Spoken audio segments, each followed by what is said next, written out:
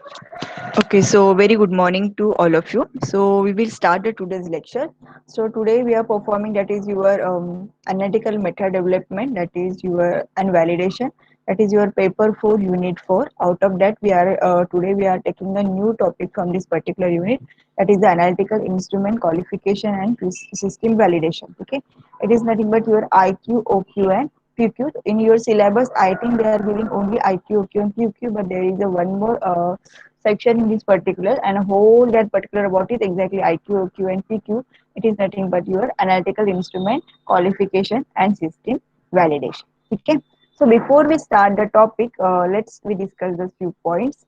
Um, ठीक है कि exactly I Q O Q P Q होता क्या है and what is exactly instrument qualification और इंस्ट्रूमेंट वैलिडेशन. ठीक है, अभी तक हम लोग ने क्या देखा कि मेथड डेवलपमेंट क्या होता है एंड मेथड वैलिडेशन क्या होता है. Now we are moving with the what is exactly instrument validation की एग्जैक्टली इंस्ट्रूमेंट का वैलिडेशन कैसे होता है. सो सिंपल चीज है, उसके लिए हम लोग कर सकते हैं. I can ask you now here we can discuss the topic because here is no time limit that 40 minutes. So I will ask the first question कि अगर घर में इमेजिन करो कि तुम लोग का फ्रीज खराब हो चुका है and you want to take a new fridge. ठीक है, अभी जो पुराना था वो नया हो चुका है एंड अभी बहुत सारे न्यू वर्जन आ चुके हैं फ्रीज में, या फिर वॉशिंग मशीन लेनी है. ठीक है, दोनों में से कोई एक, आइदर फ्रीज और वॉशिंग मशीन, या फिर दोनों खरीदने. चलो, न्यू वॉशिंग मशीन भी लेना है और न्यू फ्रीज भी लेना है. ठीक है, सबसे पहले क्या करोगे? जस्ट कोई भी एक जन अनम्यूट करके you can answer what you will do. कि फ्रीज खरीदना है, न्यू न्यू वॉशिंग मशीन लेना है, क्या करोगे सबसे पहले?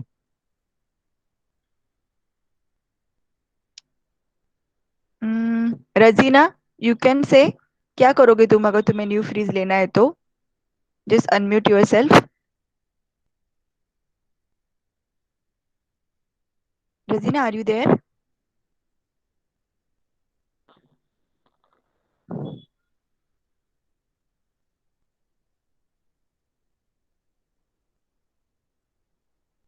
Anybody else?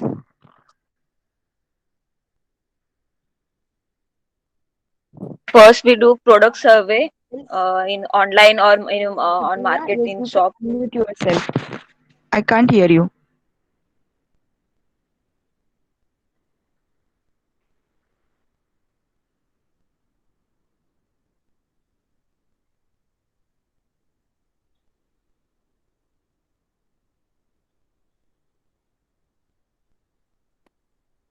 Supriya, are you there? Requirement देखने के लिए क्या है या Hello. उसके हिसाब से सर्च करेंगे एग्जैक्टली exactly. ठीक है, सो आकाश ने आंसर दिया है कि सबसे पहले हम लोग देखेंगे व्हाट आर योर रिक्वायरमेंट. मतलब फ्रीज लेना है तो पहले हम लोग अपने रिक्वायरमेंट देखेंगे कि एग्जैक्टली exactly हम लोग को कौन सा फ्रीज चाहिए. मुझे डबल डोर वाला चाहिए या फिर सिंगल डोर वाला चाहिए. ठीक है, मेरे घर में इतनी जगह है क्या कि मैं बड़ा फ्रीज रख सकती हूँ. उसके बाद मेरे घर में सामान कितना है जो मुझे फ्रीज में रखने के लिए जरूरत है. तो बेस्ड ऑन दैट कि मुझे सब मेरे घर में बहुत से लोग हैं, उनको डेली बेसिस पे आइसक्रीम लगता है, तो मैं डबल डोर वाला फ्रिज लूंगी कि जिसके अंदर एक सेक्शन पूरा बर्फ का होता है और सेकंड का सेक्शन सब्जी के लिए होता है. या फिर अभी ऐसे भी फ्रिज है कि उसके लिए दो अलग अलग से कपबोर्ड जैसे डोर होते हैं, तो वैसे टाइप वाला कोई तो फ्रिज लूंगी. So it is depend upon the what is my requirement. ठीक है, खाली फुकट एक्स्ट्रा मैं नहीं लूंगी. ठीक है, एग्जाम्पल सेम, वॉशिंग मशीन मुझे लेना है. मेरे घर में सपोज 10 लोग रहते हैं, मतलब 10 लोग रहते हैं, तो मैं वॉशिंग मशीन के लिए क्या करूंगी, थोड़ा बड़ा वाला लूंगी. बिकॉज उसके अंदर सबके कपड़े बैठने चाहिए. अगर मेरे घर में से 3 ही लोग हैं, मैं, मेरा, मेरे हस्बैंड एंड मेरा बच्चा, तो 3 लोगों के लिए हार्डली मुझे 10 kg का वॉशिंग मशीन लेने की जरूरत नहीं, बिकॉज कॉस्ट भी बढ़ता है. So definitely we will decide या फिर कौन सा इंस्ट्रूमेंट लेना है is depend on your what is your requirement. ठीक है, रिक्वायरमेंट के बाद इमेजिन करो कि तुम लोग, अभी तुम लोग को पता है कि तुम लोग की रिक्वायरमेंट क्या है, तो इमेजिन करो कि फ्रीज लेने के लिए मुझे डबल डोर लेना है बिकॉज मेरे घर में everybody is love to eat ice cream and मैं डेली बेसिस पे आइसक्रीम बनाती हूँ और मेरे पास बहुत सारे फिश वगैरह होते हैं जिनको मुझे कंटिन्यूसली फ्रीजर में स्टोर करना है. सो आई वांट द फ्रिज जिसके अंदर दो सेपरेट सेक्शन हो, एक मेरे बर्फ का सेक्शन रहेगा एंड दूसरा भाजी सब्जी रखने के लिए. ठीक है, दैट इज माई रिक्वायरमेंट. उसके बाद next what I will do. ठीक है, अभी मुझे पता चले कि मेरे रिक्वायरमेंट क्या है, उसके बाद मैं क्या करूंगी, दुकान में जाऊंगी फ्रीज के एंड उनसे क्या बोलूंगी कि मुझे ऐसे ऐसे मेरे रिक्वायरमेंट है, तो उसके हिसाब से आप मुझे फ्रीज दिखाओ. तो वो क्या करेंगे, उनके पास एज पर जो अपने रिक्वायरमेंट है उसी के हिसाब से दे आर शोइंग दे। अभी उनके पास बहुत सारे फ्रिज रहेंगे, ठीक है, सिंगल डोर वाला, डबल डोर वाला, कपड़ जैसे अभी वो दो अलग अलग से डोर ओपन होते हैं वैसे वाले बहुत टाइप के फ्रिज रहेंगे। लेकिन वो हम लोग को सारे फ्रिज नहीं दिखाएंगे, वो हम लोग को सिर्फ वही फ्रिज दिखाएंगे जिसके अंदर हम लोग का रिक्वायरमेंट है। तो उसके हिसाब से दे आर शोइंग, और एलजी का फ्रिज दिखाएंगे या फिर कोई और बजाज का दिखाएंगे, जो भी डिफरेंट डिफरेंट कंपनीज के वो दिखाएंगे। देन इमेजिन करो कि मैंने एलजी का फ्रिज सिलेक्ट किया, ठीक है, कि suppose this is my particular fridge and मुझे ये वाला फ्रिज चाहिए, ठीक है। So as per my requirement मैंने वेंडर को बताया, फिर उसके हिसाब से वेंडर में उनके पास जो जो ऑप्शंस थे उन्होंने मुझे डिस्प्ले किए। देन उसके बाद जो भी मेरे रिक्वायरमेंट के हिसाब से मैच हुआ है वो फ्रिज मैंने उनको डिसाइड किया, मैंने फ्रिज बुक कर दिया, जो भी पर्टिकुलर अमाउंट था आई हैव ऑलरेडी पेड। फिर उन्होंने मुझे बोला कि आप घर पे जाओ, 2 दिन के बाद मैं आपको फ्रिज का डिलीवरी दे दूंगा, ठीक है। अभी 2 दिन के बाद जब डिलीवरी करके फ्रीज घर पे आएगा सबसे पहले, तो क्या करोगे? सबसे पहले क्या होता है जब फ्रीज घर पे आता है तो क्या करते हैं? जब वो लोग फ्रीज लेके आते हैं, we are directly starting the fridge. क्या करते हैं हम लोग? See here, you can unmute yourself and you can answer the questions. ठीक है? So it is so meeting should not be the monotonous. That's why we are preferring for Google Meet कि हम लोग directly मतलब contact कर सकते हैं and it is not time limiting, so we can properly discuss the in lecture जैसे हम लोग अपने ओरिजिनल लेक्चर में करते थे। ठीक है? Okay, so Ketan Shinde says we check the quality of the freeze। ठीक है? मैनुअल रीड करेंगे, कैसे ऑपरेट करना है वो देखेंगे। ओके, ठीक है। तो सबसे पहले आएंगे हम लोग क्वालिटी वगैरह चेक करेंगे। अभी फ्रीज वाले जब घर पे आते हैं तो वो डायरेक्टली फ्रिज छोड़ के जाते हैं क्या? दिस इज योर फ्रिज, ठीक है, तुम लोग लगा लो, हम लोग जाते हैं नहीं, डेफिनेटली।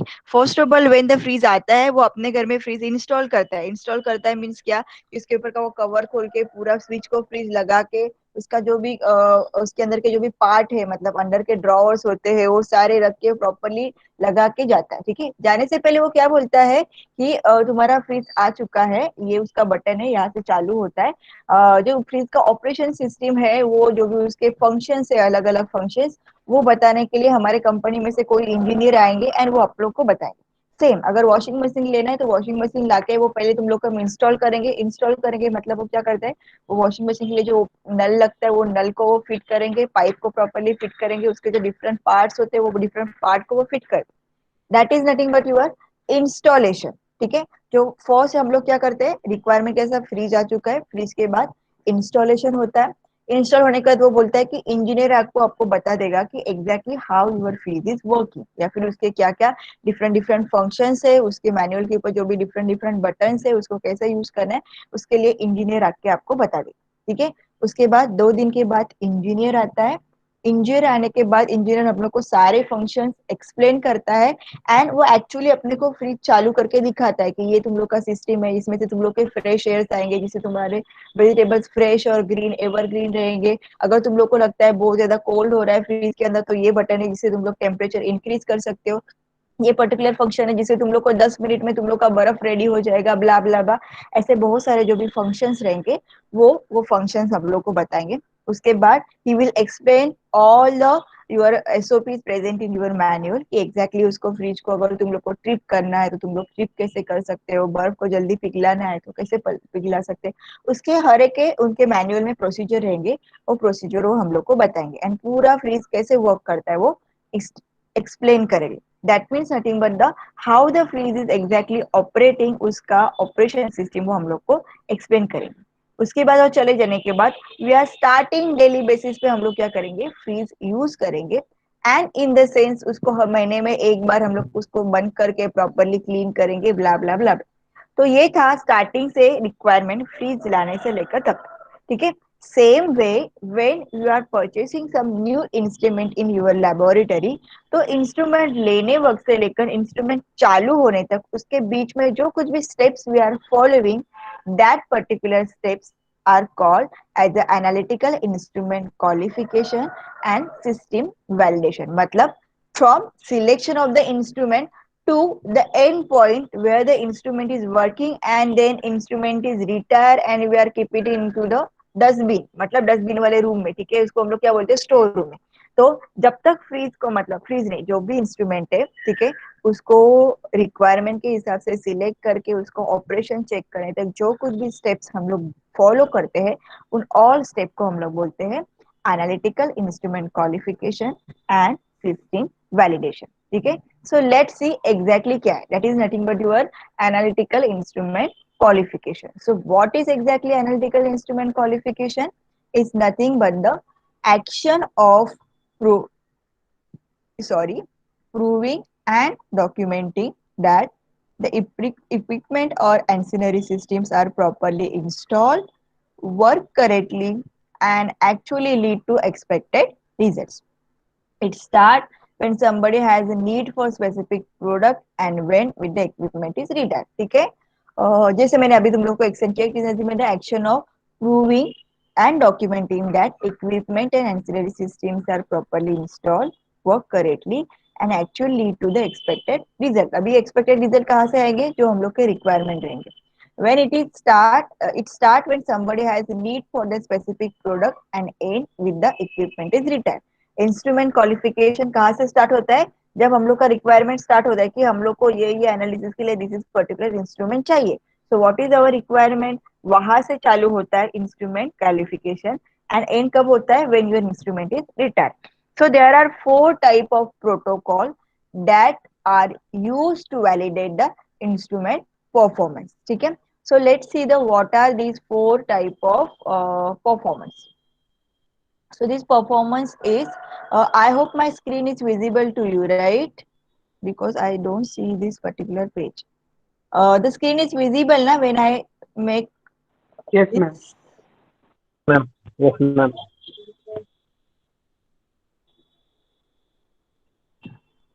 Okay, yes. ठीक है, so instrument qualification, sorry, analytical instrument qualification involve DQ, that is divided into the four phases. DQ, that is the design qualification. IQ, that is the operational qualification. Sorry, IQ, that is your installation qualification. OQ is your operational qualification and PQ is your performance qualification. अभी जो वो freeze वाला example था, just remember this particular example. Design qualification means what, कि हम लोग को exactly हम लोग के क्राइटेरिया क्या क्या है, हम लोग को एग्जैक्टली कौन से टाइप का फ्रिज चाहिए, उसके लिए जो कुछ भी डिस्कशन हुआ, जो कुछ भी क्राइटेरिया डिसाइड हुए, that is your design qualification. ठीक है, next installation qualification, fridge book किया, घर पे फ्रीज आने के बाद जो कुछ भी उन लोग ने इंस्टॉल किया, that is your installation qualification. ठीक है, उसके बाद इंजीनियर आया, इंजीनियर आने के बाद उन लोगों ने हम लोग को सारे फंक्शंस दिखाए कि how exactly fridge is working and is a working condition, that is nothing but your operational qualification. And उसके बाद परफॉर्मेंस जो हम लोग का फ्रीज का दे रहा है, मतलब उन्होंने बोला कि ज्यादा टेम्परेचर नहीं लगेगा, उसका बिजली का बिल कम आएगा वगैरह, तो एक महीने में हम लोग को पता चलने वाला है सच में बिजली का बिल कम आने वाला है एंड सच में जो भी उन्होंने बोला है 10 मिनट में बर्फ होता है या नहीं, so that is nothing but your performance qualification. ठीक है, सो आर यू अंडरस्टैंड और will you able to find कि एग्जैक्टली हर एक थिंग्स का मीनिंग क्या है? ठीक है, that's why I give that particular example of the fridge, so you can easily recollect कि exactly हर एक terms का meaning क्या है. So we will move in detail little bit. So exactly क्या क्या करते हैं हम लोग. So what exactly perform in analytical instrument qualification? That is IQ should be verified that the instrument hardware. See, DQ is everybody's do, that is nothing but you just design the whatever your requirement, you told your requirement to the vendor and vendor is give the specific instrument as per your requirement. उसके बाद the IQ, that is install and qualification, should be verified that the instrument hardware and software are properly installed. ठीक है, it does not verify the instrument conform to the function and performance specification. This is done later in the OQ phase. मतलब जैसे कि suppose हम लोग ने new HPLC लिया है, तो वो बंदे आएंगे HPLC के लिए, जैसे सिंपल अभी हम लोग जब लास्ट ईयर में तुम लोग का लॉकडाउन हुआ चालू हुआ था, उससे पहले हम लोग ने लॉट्स ऑफ इंस्ट्रूमेंट मंगाए थे. ठीक है, जैसे कि तुम लोग ने हॉट एयर ओवन हम लोग ने मंगवाया है, लेकिन नेक्स्ट क्या मंगाया था, इंक्यूबेटर हम लोग ने मंगवाया है, उसके बाद वाटर डिस्टिलेशन का यूनिट मंगाए, लेकिन उन्होंने सिर्फ इंस्ट्रूमेंट लाके रखे एंड बटन स्विच को लगा के सिर्फ दिखाया कि इंस्ट्रूमेंट इज चालू, मतलब हम लोग ने जब इंस्ट्रूमेंट लाए तो बीच में कुछ भी खराबी नहीं थी, it is properly working same, जैसे कि अगर एचपीएलसी का इंस्ट्रूमेंट लगाते हैं तो वो लेके आएंगे, कॉलम लेके आएंगे, डिटेक्टर लेके आएंगे, उसके 4 अलग अलग पार्ट्स। उसके बाद वो हर एक प्लॉट को प्रॉपरली फिट करेंगे, उसके जो वायर के कनेक्शन है हर एक वायर के कनेक्शन को प्रॉपरली कनेक्ट करके वो जस्ट चालू करेंगे एंड दिखाएंगे कि इंस्ट्रूमेंट इज वर्किंग। देन वो बोलेंगे कि एग्जैक्टली तुम लोग को वर्क कैसे करना है, ये सारी चीजें हमारा इंजीनियर आके बताएगा। That is your operational qualification, ठीक है। So for individual model, testing is limited to perform and document the instrument self diagnostic when it is a switch off। ये हम लोग क्या करते हैं, ऑपरेशनल है इंस्टॉलेशन में चेक करते हैं। In the DQ phase user requirement are compare with the vendor, ये हम लोग ने ऑलरेडी देखा। So in the installation qualification selected users the environment is check whether it is meet to the vendor specific requirement, ठीक है। I think this slide is first and this slide is second, जो हम लोग ने अभी देखा, ठीक है। वो ऊपर नीचे हो गया बिकॉज पहले यूर डीक्यू आता है, मतलब in the DQ phase you use the requirement are compare with the vendor specification, ठीक है। उसके बाद इंस्ट्रूमेंट का इंस्टॉलेशन होता है, इंस्टॉलेशन होने के बाद ऑपरेशन में वो हम लोग वेरीफाई करते हैं कि all the part are working and then बाकी के सारे टेस्टिंग परफॉर्म करते हैं। So let's we will move for the next slide. The instrument is installed according to the vendor's recommended and correct installation is verified and documented. Then operational qualification check if the instrument conform to the function specification as defined in DQ, मतलब जो भी उन्होंने बोला है manual में उसके हिसाब से आर द सारे पार्ट्स प्रॉपरली फिट है, is they are all are working, ये हम लोग चेक करते हैं। Next, that is performance qualification where we are actually checking कि जो भी हम लोग ने क्राइटेरिया बताए थे उसके हिसाब से सच में तुम्हारा इंस्ट्रूमेंट वर्क कर रहा है या नहीं। That is nothing but your performance qualification that verify that the complete system work for the selected applications, preventive maintenance activity and control changes are the part of this phase. So what is exactly coming to the performance qualification? That verify that complete system is work for selected application, मतलब freeze ठंडा करने के लिए या फिर washing machine कपड़े धोने के लिए लाई है तो सच में उसमें कपड़े धुलते हैं या नहीं।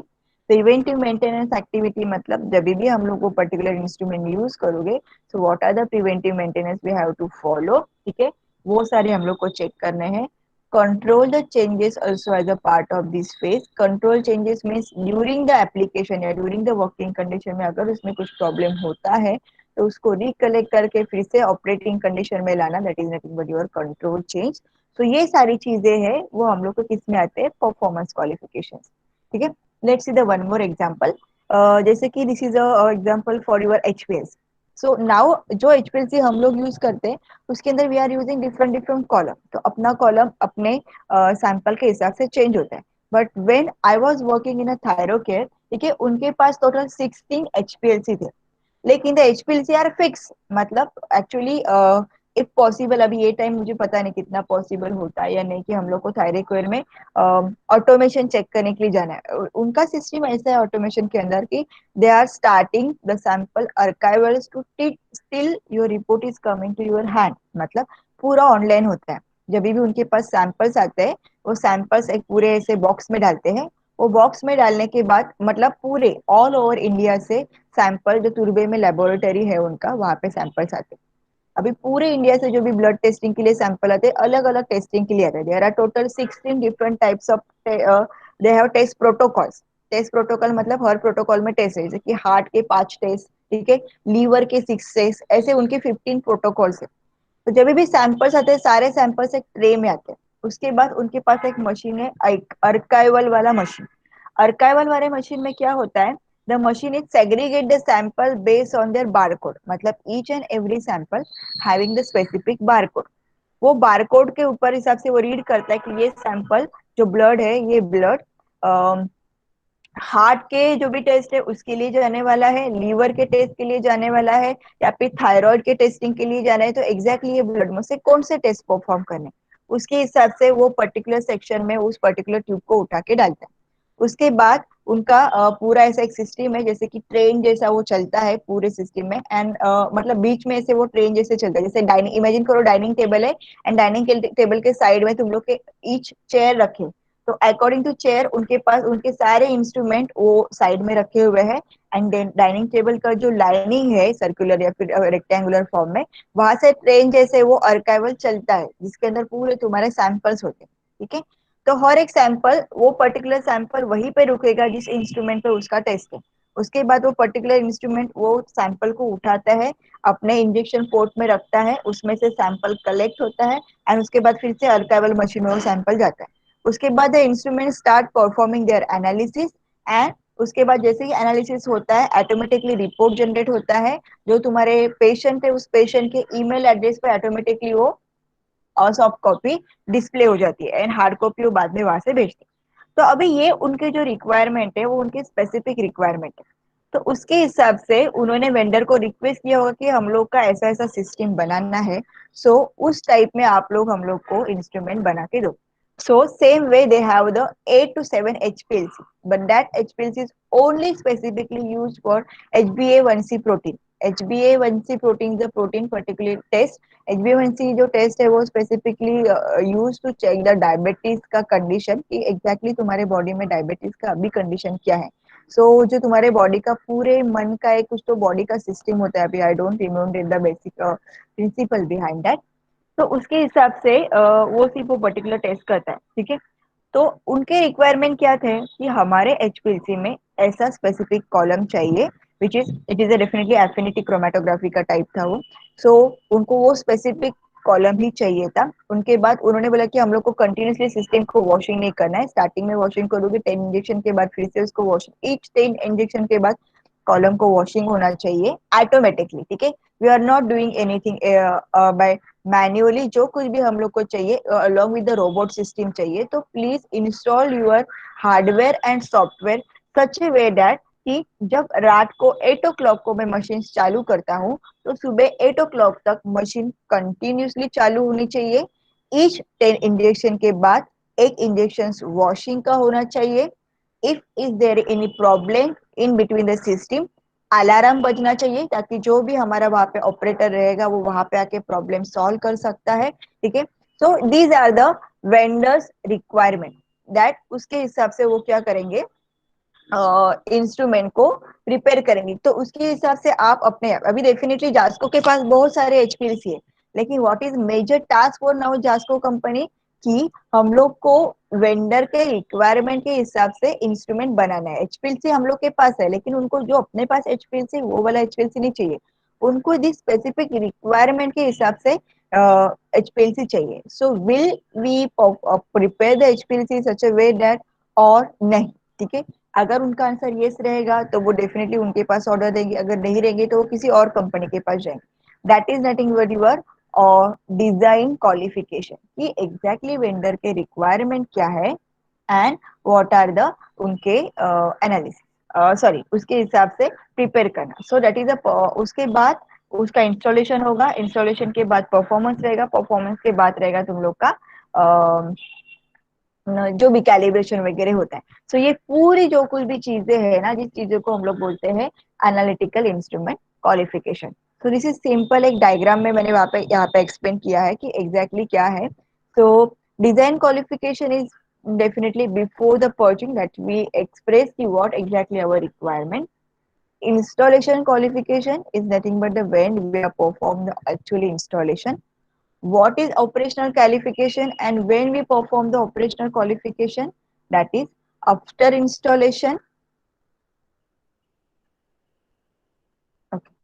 After installation, after major changes or repair update at regular interval, ठीक है। आफ्टर इंस्टॉलेशन मतलब इंस्टॉल करने के बाद देखना चाहिए ना कि इंस्ट्रूमेंट चालू है नहीं। आफ्टर मेजर चेंजेस और रिपेयर मतलब because of some reason, suppose instrument shut down हो चुका है या फिर इंस्ट्रूमेंट का कोई पर्टिकुलर पार्ट खराब हो चुका है, so we want to replace this particular part. For example detector खराब हो चुका है, या फिर ऑटोमेटिक सैम्पलर जो है वो खराब हो चुका है, कॉलम रिप्लेस हुआ है, तो we want to check the new column, या फिर पंप में कुछ तो प्रॉब्लम्स है तो वी प्रेस द पंप। तो ऐसे कुछ मेजर हार्डवेयर या फिर मेजर रिपेयर चेंजेस हम लोग ने किए, उसके बाद जो न्यू पार्ट हम लोग फिट करेंगे, डेफिनेटली उसके बाद भी अपने को ऑपरेशनल क्वालिफिकेशन चेक करना जरूरी है। At regular interval risk base. ये कब करना है? डेफिनेटली चेक करना है कि अब तक जैसे कि 6 मंथ के बाद उनका कैलिब्रेशन पीरियड है, लेकिन 3 महीने के बाद एटलीस्ट सब कुछ वर्किंग है या नहीं। That is nothing but your interval qualification. Performance qualification, ये सब होने के बाद मतलब हम लोग को पता चला कि जो भी पार्ट हम लोग ने इंस्ट्रूमेंट में बिठाए हैं वो प्रॉपरली फिट हो चुके हैं and instrument is ready to perform. उसके बाद हम लोग उसके ऊपर टेस्ट करेंगे अपने सैंपल का, बिकॉज हम लोग ने एक स्पेसिफिक टेस्ट के लिए इंस्ट्रूमेंट बनाया ना। सो वो टेस्ट करके देखेंगे कि परफॉर्मेंस क्वालिफिकेशन क्या है। See, don't be confuse in operational qualification and performance qualification. Operational qualification में एक स्पेसिफिक टेस्ट होता है जो हम लोग को प्रूव करता है कि your instrument is working. Performance qualification में हम लोग का ओरिजिनल सैंपल करके देखते हैं कि हमने जो रिक्वायरमेंट वेंडर को बोले थे अपने सैंपल के हिसाब से, is the instrument is working very well for our sample. And operational qualification में व्हेन जब इंस्ट्रूमेंट आता है, इंस्ट्रूमेंट के साथ उनके कुछ टेस्ट किट आते हैं, जो टेस्ट किट के साथ हम लोग प्रूव करते हैं, वो लोग प्रूव करते हैं कि ये हिसाब से तुम लोग का सैंपल या फिर तुम्हारा इंस्ट्रूमेंट वर्क कर रहा है। ठीक है, इन डिटेल हम लोग जैसे वो पर्टिकुलर टेस्ट देखेंगे, that time I will explain in detail so you can easily understand that particular topic there. ठीक है, so let's we will move for your design qualification. So what is exactly design? यहाँ तक सबको clear है और anybody is having any doubt? Just let me no.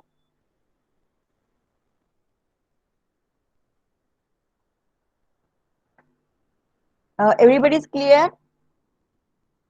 Just write yes. Okay, Supriya Shinde say yes. So okay, we will continue the next, that is your design qualification.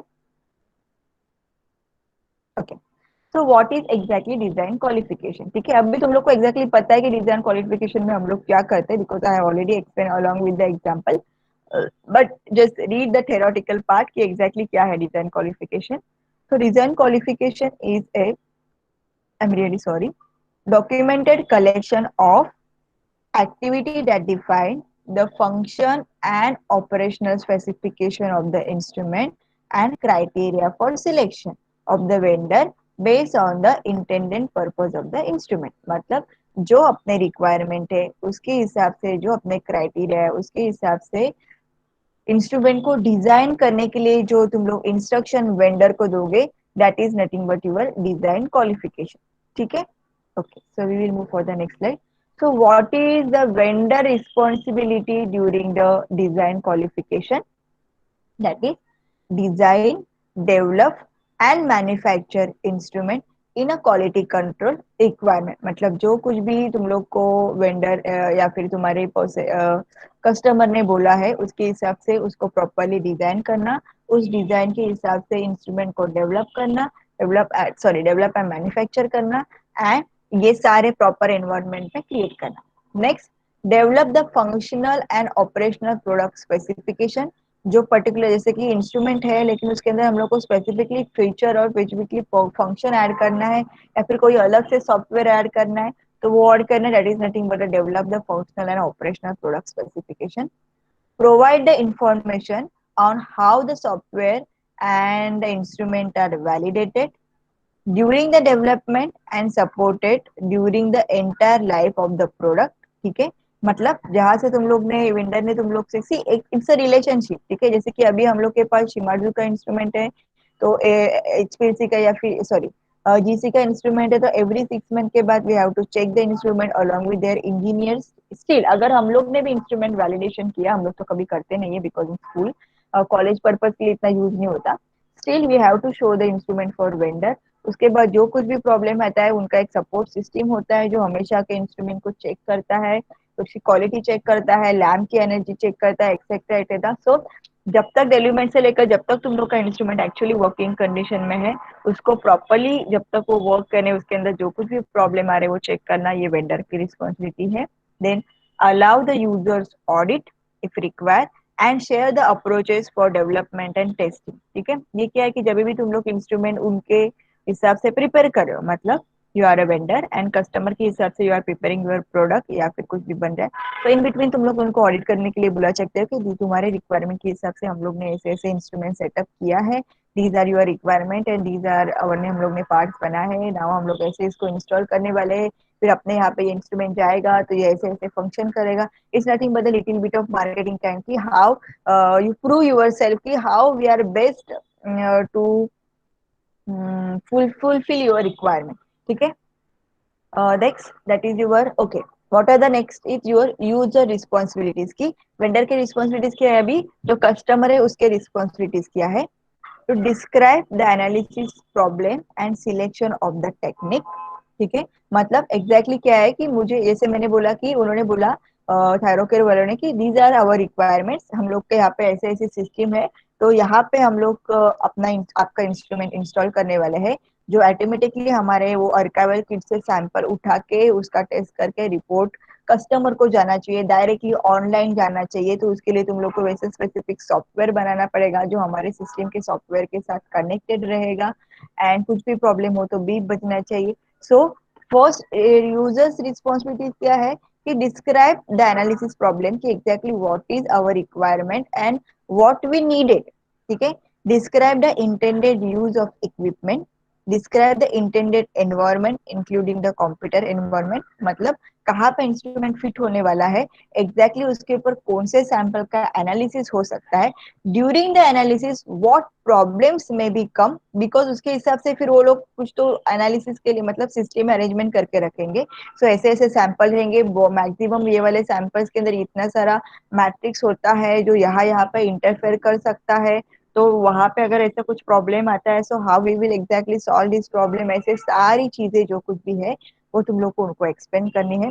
Then select and document the functional and performance specification, technical, environmental and safety. ठीक है. मतलब क्या, जैसे कि safety और environmental देखने, suppose imagine करो AS का इंस्ट्रूमेंट है, तो एएस के इंस्ट्रूमेंट के लिए definitely what you are needed. ठीक है. ऊपर तुम लोग को हुड लगता है, definitely you require the gases, तो डेफिनेटली सिर्फ इंस्ट्रूमेंट इंस्टॉल करके फायदा नहीं, उसके लिए कहाँ पे इंस्टॉल करना है वो जगह देखना भी बहुत इंपॉर्टेंट है. उसके बाद वहां से सिलेंडर रखने के लिए स्पेसिफिक जगह भी होनी चाहिए, सिलेंडर से वायर कनेक्शन होना चाहिए, जो हीट तुम्हारे सिस्टम में से आ रहा है वो हीट एक्सपोज होने के लिए प्रॉपर वेंटिलेशन वाला सिस्टम अरेंजमेंट होता है या नहीं, ये सारी चीजें उनको डिस्कस करना है कि ऐसा ऐसा इंस्ट्रूमेंट है, इसमें से ऐसे ऐसी हीट आएगी तो हम लोग को ऐसी ऐसी अरेंजमेंट करनी है, तो एग्जैक्टली क्या करना है. Then after board discussion, select and assess the vendor. Okay. So ये था कि ये हम लोग ने देखा कि एग्जैक्टली डेफिनेशन देखा कि डिजाइन क्वालिफिकेशन में होता क्या है. Next we see design qualification में एग्जैक्टली वेंडर का रिस्पॉन्सिबिलिटीज क्या होता है. देन हम लोग ने देखा कि कस्टमर का रिस्पॉन्सिबिलिटीज क्या होता है. दोनों के रिस्पॉन्स मतलब रिस्पॉन्सिबिलिटी की डेट से या फिर दोनों के डिस्कशन के हिसाब से they are starting, the vendor is starting designing your instrument. लेकिन before they start the instrument बहुत सारी चीजें हैं जो उनको देखना बहुत जरूरी है. So what are this things, let's see discuss. So DQ ensure that the instrument have all the necessary function and performance criteria that will be enable them to successfully implemented for intended application and to meet the business requirement. मतलब जो कुछ भी दोनों का discussion हुआ उसके हिसाब से they start designing and start performing the preparing the hardware and software of the instrument. ठीक है. Next point that is okay. ये जो अभी मैंने डेफिनेशन बोला उस डेफिनेशन का एक्सप्लेनेशन उन्होंने यहाँ पे दिया है कि this is the particular form. So DQ should be ensure that the instrument have all the necessary function.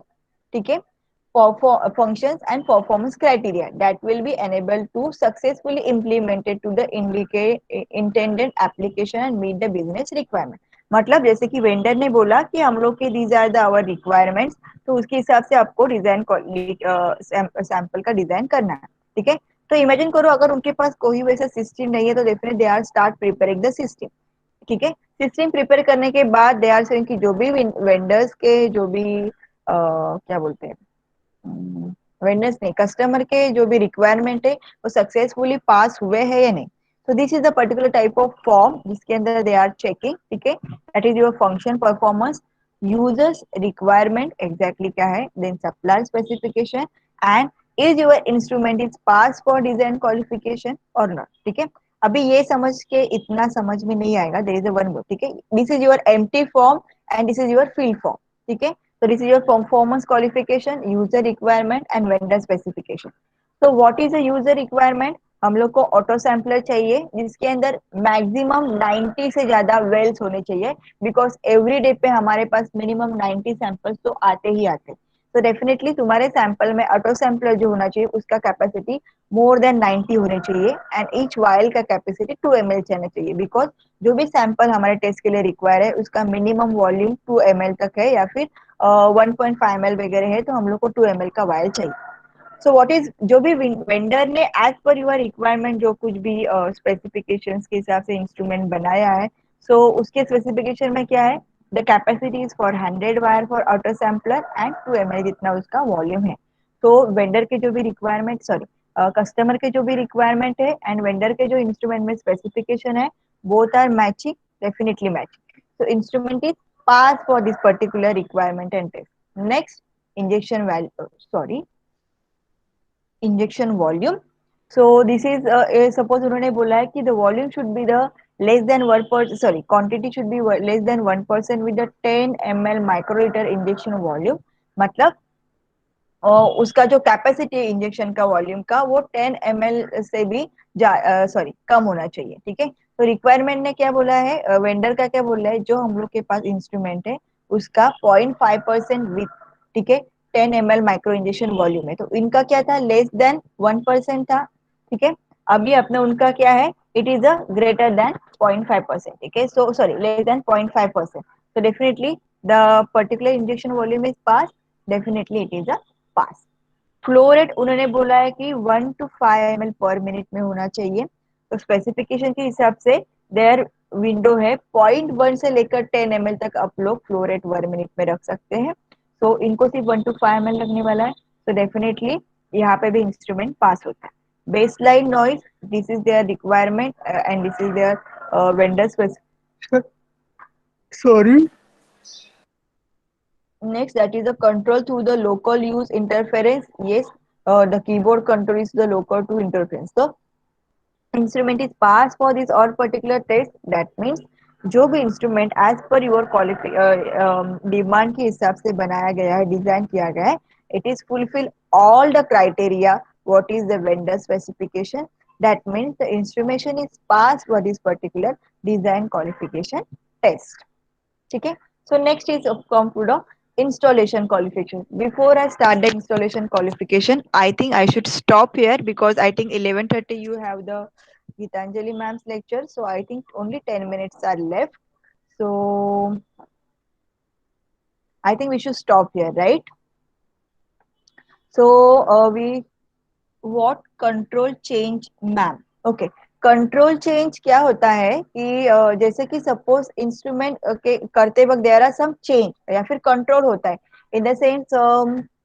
ये जब हम लोग वो पर्टिकुलर टॉपिक पे आएंगे तब तुम लोग को मैं इन डिटेल में बताती हूँ, लेकिन अभी इन शॉर्ट अगर तुम लोग को मुझे बताना है कि एग्जैक्टली कंट्रोल चेंज क्या होता है, तो इट्स अ कंट्रोल. जैसे कि सपोज वॉल है तो वॉल का तुम लोग का कैपेसिटी 10 ml से ज्यादा, मतलब उसका प्रेशर 10 ml से ज्यादा, उसके ऊपर जो प्रेशर आ रहा है वो 10 psi से ज्यादा नहीं होना चाहिए. सो कंट्रोल चेंज में क्या होता है, एक लॉक सिस्टम होता है कि 10 कैपेसिटी है तो 8 के ऊपर अगर प्रेशर जाएगा ना तो सिस्टम ऑटोमेटिकली स्टॉप हो जाएगा वहां पे, मतलब वो जो पर्टिकुलर पॉट है वहां पे कुछ चेंजेस नहीं होगा. That is the control change. या फिर जैसे कि सपोज इंस्ट्रूमेंट को 50 psi प्रेशर से अगर ऊपर जाता है तो तुम्हारे पंप को प्रॉब्लम होके पंप बर्स्ट हो सकता है या फिर पंप डिस्ट्रॉय हो सकता है. तो वहां पे क्या करेंगे, वो 40 psi तक उसका एक रेंज रखेंगे. तो 40 के अगर ऊपर प्रेशर जाता है तो इंस्ट्रूमेंट ऑटोमेटिकली शट डाउन हो जाएगा. मतलब क्या है कि वो उस पर्टिकुलर पार्ट को कुछ भी हार्म नहीं होना चाहिए. That is a control change, जो तुम्हारे इंस्ट्रूमेंट को कुछ हार्म होने से पहले ही प्रोटेक्ट करने के लिए एक लिमिट क्राइटेरिया हम लोग उस हर एक इंस्ट्रूमेंट को रखते हैं. That particular that control is nothing but the control change. So we are check the control chain during the operational qualification ki all the control chains are working properly or not. Otherwise, it will give the major problem to your instrument. ठीक है?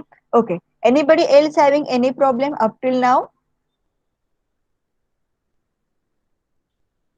Just write if anybody is having any problem. Otherwise, we will stop here. I hope everybody is clear the first topic, that is your design qualification. Okay.